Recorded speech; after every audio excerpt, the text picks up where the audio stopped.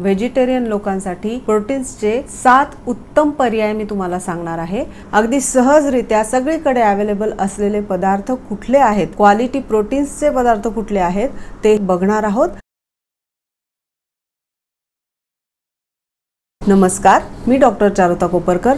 माझ्या चॅनलवर तुमचं परत एकदा स्वागत आहे। सगळ्यात पहिला पर्याय आहे सोयाबीन।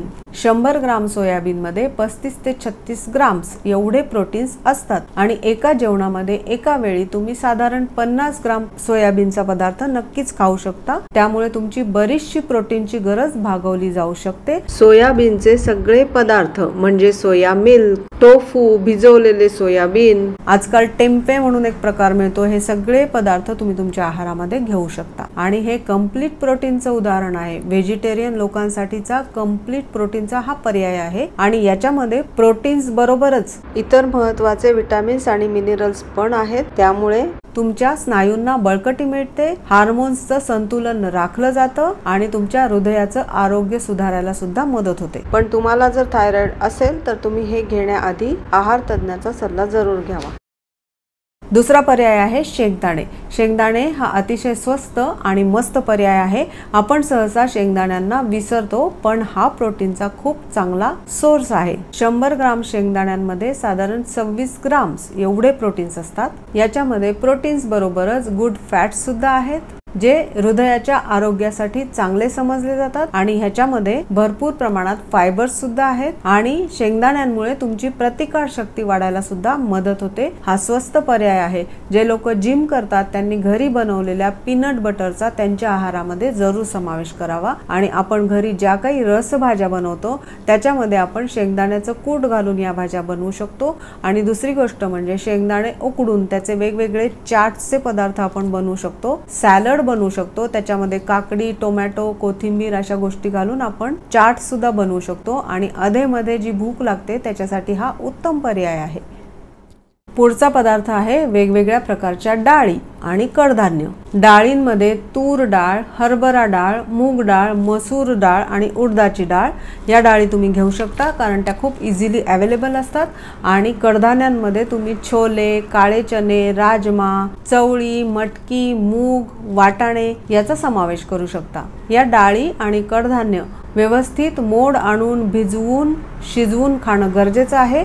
असं केल्यामुळे तुम्हाला अपचन, पोट जड होणे, पोट गुबारणे, गॅसेस असा त्रास होणार नाही। आणि या डाळी आणि कडधान्यांमध्ये प्रोटीन बरोबरच भरपूर प्रमाणात फायबर्स सुद्धा आहेत। त्यामुळे याचा GI लो होतो आणि ज्यांना मधुमेह आहे, ज्यांना हृदयाचे आजार होण्याचा धोका आहे, ज्यांना वजन कमी करायचं आहे त्यांच्यासाठी हा अतिशय चांगला पर्याय आहे। तुमचं गुड कोलेस्ट्रॉल वाढायला मदत होते आणि बॅड कोलेस्ट्रॉल कमी व्हायला मदत होते। पुढचा पदार्थ आहे फुटाणे। फुटाणे हा अतिशय स्वस्त आणि मस्त पर्याय आहे। फुटाण्यांमध्ये भरपूर प्रमाणात प्रोटीन्स आहेत। 100 ग्राम फुटाण्यांमध्ये साधारण 22 ते 25 ग्राम एवढे प्रोटीन असतात आणि सगळ्यात महत्त्वाची गोष्ट म्हणजे फुटाण्यांवरती तुम्हाला कुठली प्रोसेस करायची गरज नाहीये। याच्यामध्ये अँटी न्यूट्रिएंट्स नसल्यामुळे आणि हे भाजलेले असल्यामुळे याला भिजवायची काही गरज नाही, तुम्ही तसेच पटकन खायला घेऊ शकता। आणि काही भागांमध्ये फुटाण्यांचं जे पीठ बनवतात त्याला सत्तू असं म्हणलं जातं आणि हे सत्तू प्रोटीन्सचा अतिशय उत्तम सोर्स आहे। तुम्ही या सत्तूचं गोड सरबत बनवू शकता। गोड आवडत नसेल तर तुम्ही ह्याच्यामध्ये ताक, मीठ, कोथिंबीर असं घालून याचा तिखट पदार्थ सुद्धा बनवू शकता। आणि फुटाण्यांमध्ये प्रोटीन्स बरोबरच लोह, कॅल्शियम, मॅग्नेशियम आणि फॉलिक ऍसिड सुद्धा आहे आणि तुम्ही मुठभर फुटाणे असेच खाऊ शकता, त्याचा चाट बनवू शकता। या फुटाण्यांचं जे पीठ बनवलं जातं ज्याला आपण सत्तू म्हणतो ते तुम्ही पोळी बनवताना त्याच्यामध्ये वापरू शकता, पराठे बनवताना त्याच्यामध्ये घालू शकता किंवा तुम्ही जर धिरड्यांचं पीठ बनवणार असाल तर त्याच्यामध्ये सुद्धा तुम्ही हे पीठ वापरू शकता। असा वेगळ्या प्रकारे तुम्ही या फुटाण्यांचा तुमच्या आहारामध्ये समावेश करू शकता। पुढचा पदार्थ आहे दूध आणि दुधाचे पदार्थ। याच्यामध्ये सुद्धा भरपूर प्रमाणात प्रोटीन्स आहेत। 100 ग्राम पनीर मध्ये साधारण 18 ते 20 ग्राम्स एवढे प्रोटीन्स असतात। त्यामुळे तुम्ही एखाद्या जेवणामध्ये 50 ग्राम पनीर जरी घेऊ शकलात तरी तुमची दिवसभरातली प्रोटीन्सची जी गरज आहे ती भागवली जाण्यासाठी मदत होते। आणि तुम्ही सकाळ संध्याकाळ दूध जरी तुमच्या आहारामध्ये घेतलं तरी त्याच्यामुळे सुद्धा तुमची प्रोटीन्सची गरज तर भागवली जातेच, पण दुधामध्ये भरपूर प्रमाणात कॅल्शियम, व्हिटॅमिन B12 आहे। तुमच्या हाडांना सुद्धा मजबूती मिळते आणि स्नायूही बळकट होतात। आणि दुधामध्ये केसिन नावाचं एक प्रोटीन आहे जे स्लो डायजेस्टर म्हणून काम करतं। त्याच्यामुळे ह्याचं डायजेशन हळूहळू होतं आणि तुम्हाला दिवसभर कंटिन्युअसली ऊर्जा मिळायला मदत होते। पुढचा पदार्थ आहे किनोआ। किनोआ आहे व्हेजिटेरियन लोकांसाठी कंप्लीट प्रोटीनचं आणखीन एक उदाहरण आहे, पण काही लोकांच्या शहरामध्ये किनोआ मिळत नाही। ज्यांच्याकडे मिळत नाही त्यांच्यासाठी मी दुसरे पर्याय दिलेले आहेत, पण ज्यांच्याकडे किनोआ मिळतो तर हा पण एक प्रोटीनसाठीचा अतिशय चांगला ऑप्शन आहे। ते तुम्ही तुमच्या आहारामध्ये नक्की घ्या। 100 ग्राम किनोआमध्ये 14 ते 16 ग्राम्स एवढे प्रोटीन्स असतात। तुम्हाला जर ग्लुटेनची ॲलर्जी असेल तर मिलेट्स बरोबरच तुम्ही किनोआ सुद्धा तुमच्या आहारामध्ये घेऊ शकता। गव्हाचे पदार्थ खाता येत नाही, ग्लुटेनची ॲलर्जी असते, त्यांनी मिलेट्स बरोबर किनोआचा सुद्धा त्यांच्या आहारामध्ये समावेश करावा, कारण ह्याच्यामध्ये भरपूर प्रमाणात प्रोटीन्स असतात। आणि किनोआ हे पचायला सुद्धा हलकं आहे आणि फिटनेस साठीचा उत्तम पर्याय आहे, म्हणून याच्याकडे gluten free protein rich source म्हणून बघितलं जातं। आणि पुढचा पदार्थ आहे हिरवे वाटाणे।